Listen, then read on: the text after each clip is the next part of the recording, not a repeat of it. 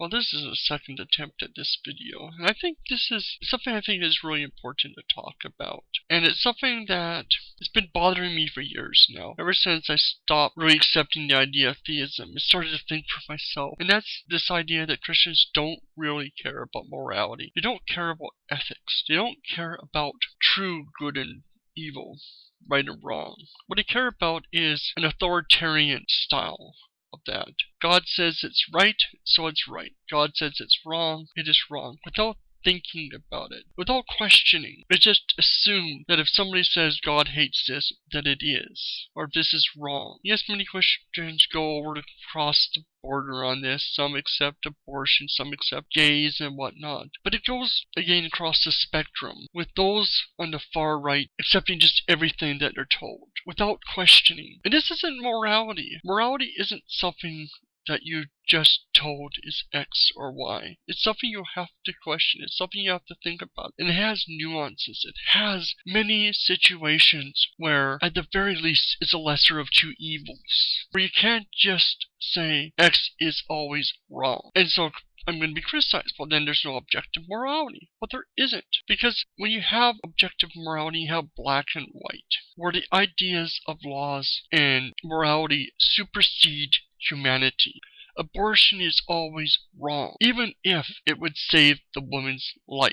Because killing the child, even though that child's going to die 100% no matter what you do, killing that child to save the woman's life is wrong. And to me, that is immoral. Letting a woman die because you refuse to think for yourself is the height of immorality. That is not morality saying X is always wrong and I'm going to always treat it that way. Lying is always bad. Lying about stealing billions of dollars is just as bad as lying about having Jews in your basement. You're both going to hell. Sure, lying about Jews in the basement saves their lives, but God hates liars, and you're an evil, no-good liar.